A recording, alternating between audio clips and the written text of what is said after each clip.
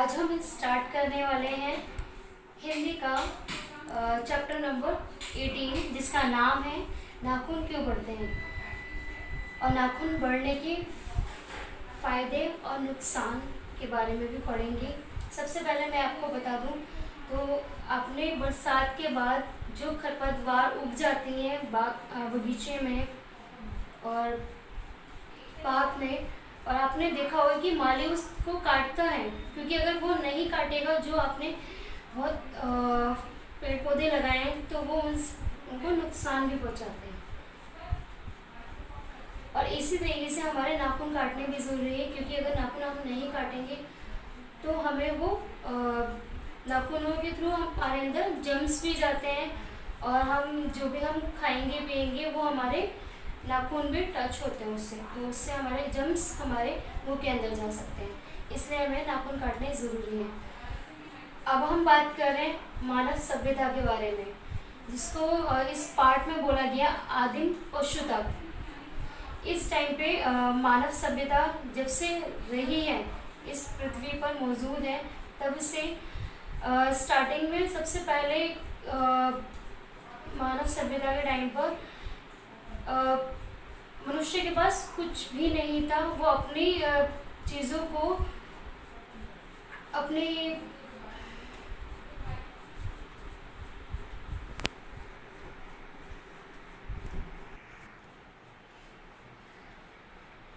मानव सभ्यता में आदिम पशुता का इसलिए वर्ड आया है क्योंकि पहले के टाइम पे जो मनुष्य हुआ करते थे उनके नाखून बड़े होते थे, क्योंकि उनको शिकार करने में और चीज़ों को काटने फाड़ने में मदद मिलती थी नाखूनों से।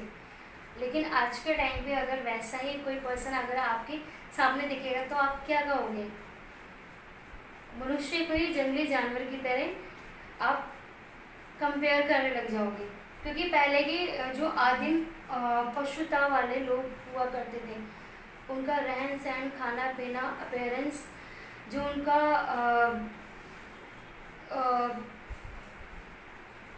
जैसे वो दिखते थे, उन सब से इस टाइम पर सभी लोग अलग हैं, क्योंकि वैसे लोग अब नहीं पाए जाते, पहले के टाइम पे ज़रूर हुआ करते थे। सो अब हम बात करें गांधी जी के बारे में। गांधी जी ने का आचरण कैसा था?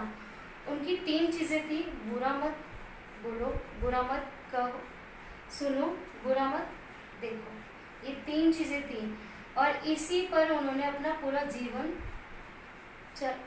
बिताया, क्योंकि उन्हें सुख शांति पर ही उन्होंने सारी चीज़ें अमल की थी और दूसरे के दुख को अपना दुख समझा था और बाकी लोगों के लिए सहानुभूति भी रखी थी।